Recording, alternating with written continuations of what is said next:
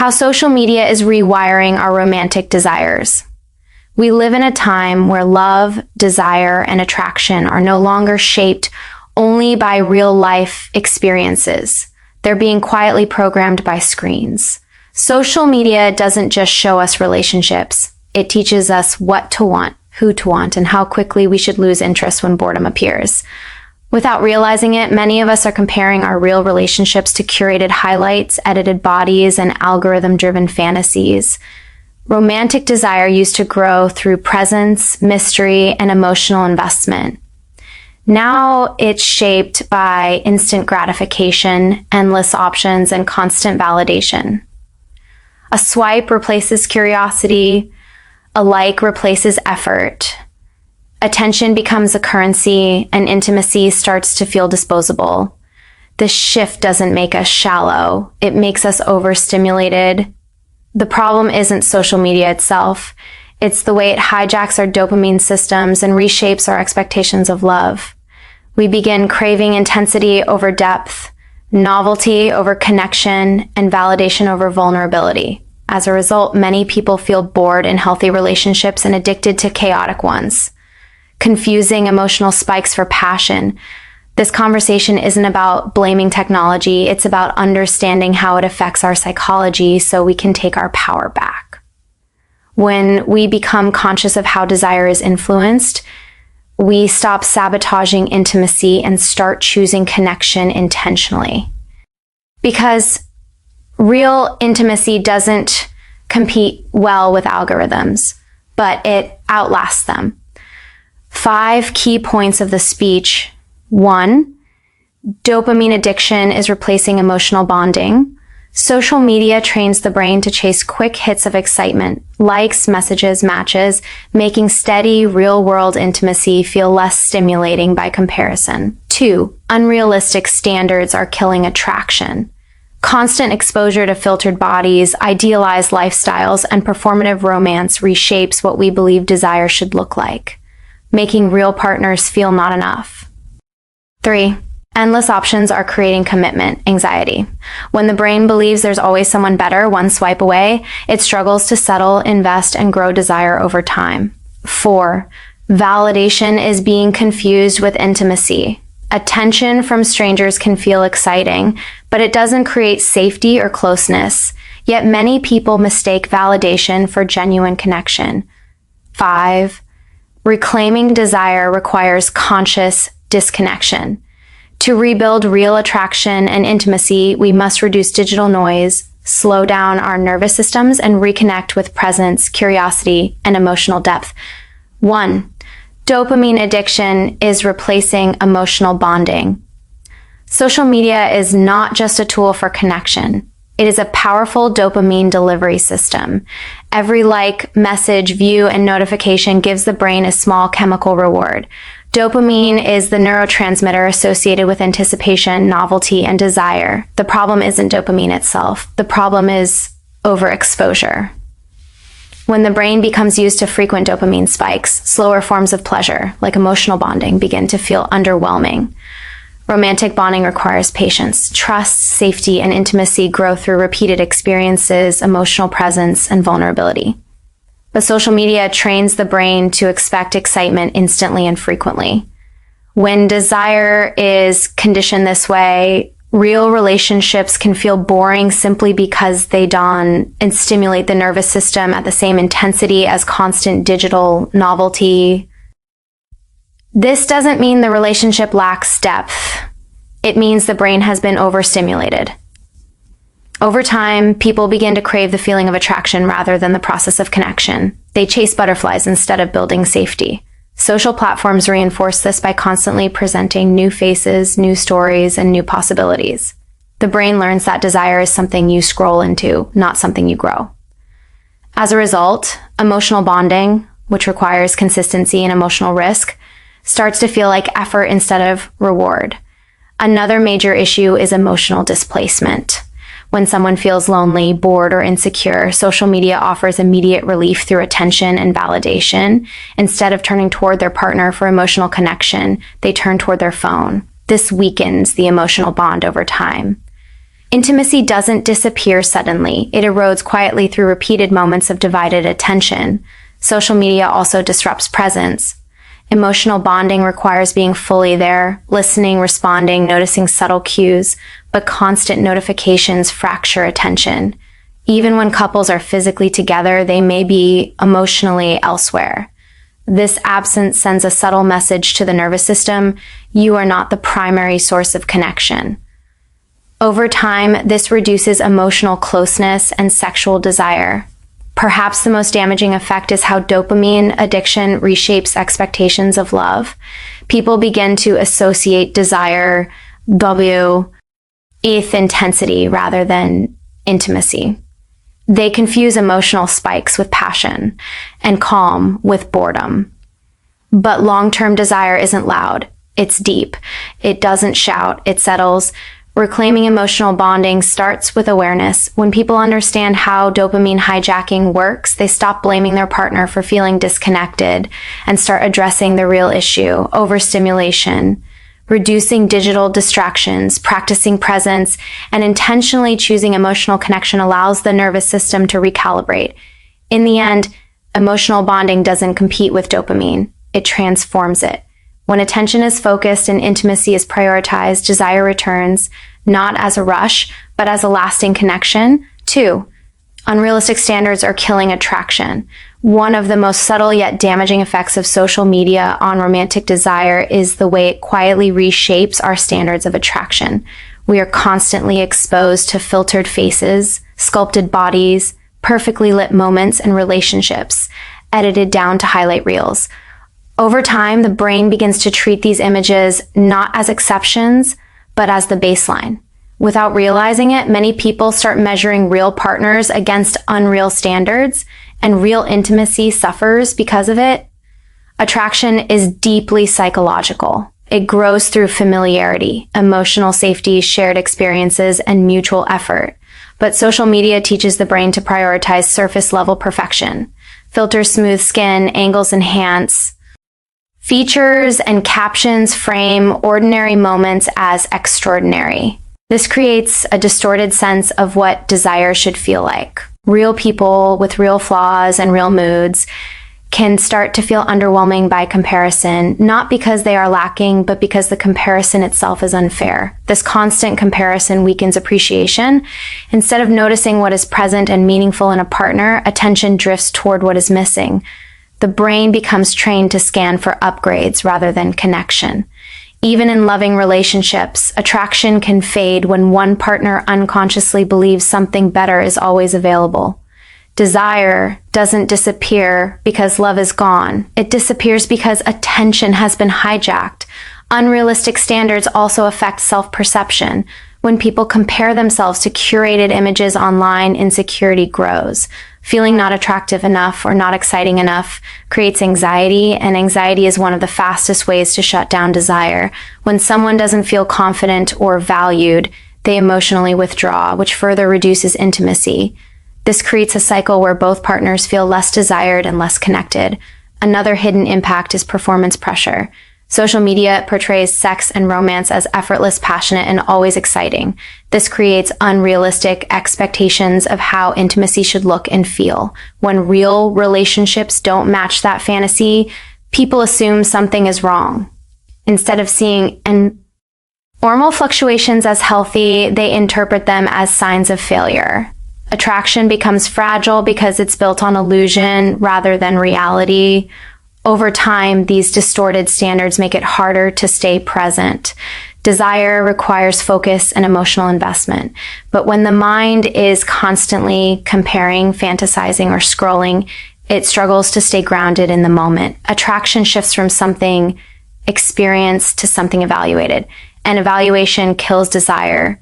Rebuilding attraction requires recalibrating perception. This means consciously reducing exposure to unrealistic content and refocusing attention on real connection. When people learn to appreciate depth over display and presence over perfection, attraction becomes more resilient. In the end, attraction thrives in reality, not fantasy. When standards are grounded in authenticity rather than illusion, desire stops chasing perfection and starts deepening through genuine connection. 3, endless options are creating commitment anxiety. One of the most powerful ways social media reshapes romantic desire is by convincing the brain that options are unlimited. Dating apps, social platforms, and constant online visibility create the illusion that there's always someone better, more attractive, or more exciting just one swipe away. While choice can feel empowering, too much perceived choice actually creates anxiety, especially when it comes to commitment. Commitment requires the nervous system to feel safe enough to settle. But when the brain believes there are endless alternatives, settling starts to feel like loss. People begin to wonder, what if I choose wrong? What if there's someone better out there? This mindset keeps desire suspended in anticipation rather than grounded in connection. Attraction stays shallow because depth requires investment, and investment feels risky when replacement feels easy. Endless options also weaken patience. Real intimacy unfolds slowly. It grows through shared experiences, conflict resolution, and emotional vulnerability. But social media trains the brain to move on the moment discomfort appears. Instead of working through challenges, people are more likely to disengage, distract themselves, or seek novelty elsewhere. Desire becomes conditional, strong only when things are effortless. This environment also fuels comparison. When someone sees countless attractive people online, even a healthy partner can start to feel insufficient. Minor flaws become magnified. Normal relationship phases feel like red flags. The brain, overwhelmed by options, struggles to attach deeply because attachment means narrowing focus, and narrowing focus feels counterintuitive in a world built on expansion. Commitment anxiety doesn't always look like fear of relationships. Often it looks like chronic indecision, emotional detachment, or a constant feeling of something missing. People may stay physically present in relationships while remaining emotionally uninvested, keeping one foot out the door just in case. This prevents desire from maturing into something stable and fulfilling. Another consequence is that desire becomes novelty dependent. Instead of growing through familiarity and trust, attraction becomes tied to newness. The initial excitement of someone new feels intense, but it fades quickly, leading to a cycle of chasing beginnings and avoiding depth. Over time, this erodes the ability to sustain desire in long-term relationships. Relearning commitment in a high-option world requires intentional choice. It means understanding that desire deepens when attention narrows. When someone chooses to invest fully, emotionally, mentally, energetically, desire stops scattering and starts settling. Commitment doesn't limit attraction, it focuses it. In the end, endless options don't create freedom, they create hesitation. True intimacy begins when we stop searching for better and start building deeper. 4. Validation is being confused with intimacy. One of the most misleading effects of social media on romantic desire is how easily validation is mistaken for intimacy. Likes, comments, messages, and attention from others can feel exciting, affirming, and even intoxicating. But validation and intimacy are not the same thing. Validation says, I see you. Intimacy says, I know you. And confusing the two leaves many people emotionally unfulfilled. Despite constant attention, validation is quick and surface level. It boosts the ego and offers a temporary sense of worth. Intimacy, on the other hand, requires time, vulnerability, and emotional risk. It involves being seen not just at your best, but in your uncertainty, insecurity, and truth. Social media rewards performance, not presence. As a result, many people learn to seek attention rather than connection. This confusion reshapes desire. When validation becomes the goal, attraction is tied to how much attention someone receives rather than how deeply they connect. A message from a stranger can feel thrilling, not because it creates closeness, but because it offers novelty and affirmation without effort.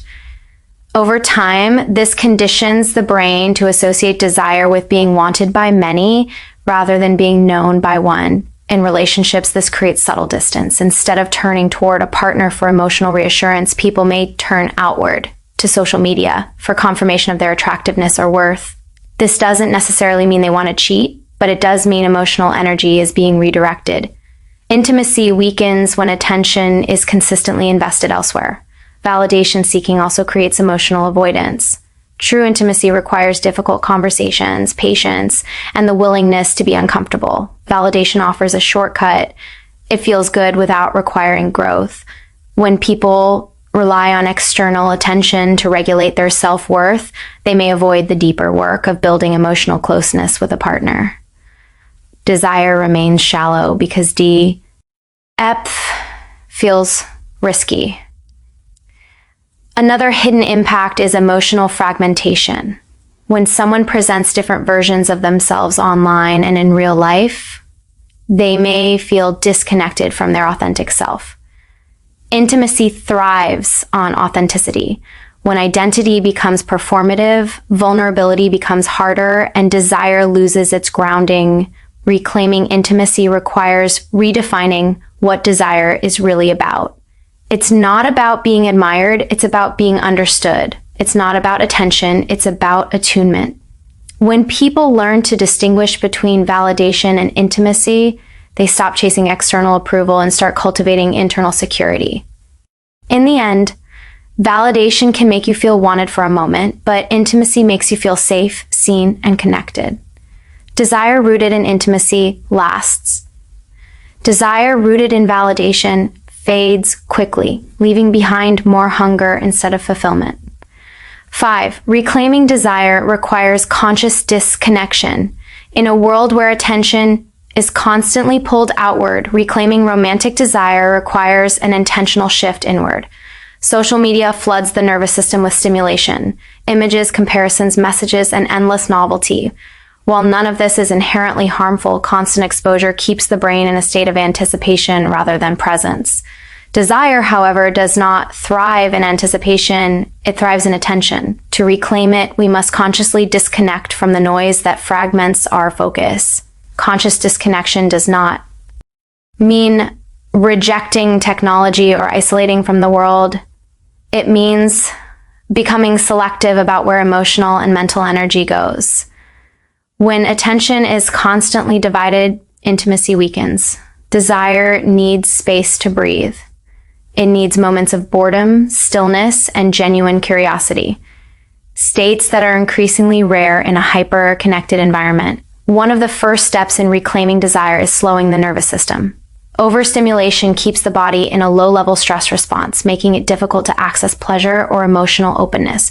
Reducing screen time, especially before intimate moments, allows the body to shift from alertness to receptivity. When the nervous system relaxes, desire has room to return. Presence is another critical element. Desire is not something we turn on. It emerges when we are fully engaged in the moment. This means listening without multitasking, touching without distraction, and connecting without comparison. When phones are put away and attention is undivided, partners feel prioritized. That feeling alone can reignite attraction. Conscious disconnection also restores mystery. Social media encourages constant sharing, leaving little room for anticipation or depth. Desire grows when not everything is immediately revealed. When couples create intentional space, private conversations, shared rituals, uninterrupted time, they rebuild a sense of exclusivity that strengthens attraction. Another important shift is redefining fulfillment. Instead of seeking constant stimulation, people learn to appreciate emotional richness. This recalibration helps the brain find satisfaction in depth rather than novelty. Over time, what once felt boring begins to feel grounding, safe, and deeply fulfilling. Reclaiming desire also requires self-awareness. Understanding personal triggers, insecurities, and patterns helps prevent external validation from replacing real intimacy. When people feel secure within themselves, they seek connection rather than distraction. In the end, conscious disconnection is not about losing connection. It's about choosing the right one. When attention is reclaimed and presence is restored, desire stops scattering across screens and starts settling into real, meaningful intimacy. Conclusion: social media has not destroyed our ability to love, desire, or connect, but it has quietly changed the conditions under which those experiences grow. When our attention is constantly pulled toward novelty, validation, and endless options, desire becomes fragmented and intimacy begins to feel fragile. What we often label as boredom, loss of attraction, or emotional distance is frequently a nervous system overwhelmed by stimulation rather than a heart that no longer cares. Understanding how social media rewires our romantic desires gives us our power back.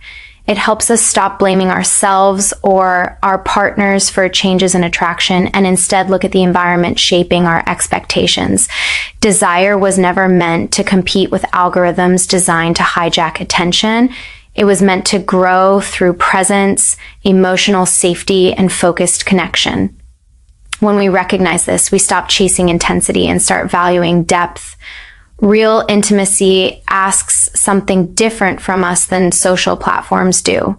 It asks us to slow down, to be seen without filters, and to stay present even when things are imperfect. It asks for patience instead of instant reward, vulnerability instead of performance, and commitment instead of constant comparison. When we meet these conditions, desire doesn't disappear, it matures. Reclaiming romantic desire is not about cutting off the digital world completely, but about choosing where our emotional energy goes. When attention is reclaimed and given back to real connection, relationships become richer, safer, and more fulfilling. Desire stops feeling like something we are losing and starts feeling like something we are building together. In the end, the most powerful act of attraction in a distracted world is presence. When we choose to be fully here with ourselves and with each other, we create the space where real intimacy and lasting desire can finally return. Thank you and goodbye note. Thank you so much for spending this time with me and reflecting on how modern life is shaping our relationships. I hope this conversation gave you clarity, awareness, and a deeper understanding of your own desires.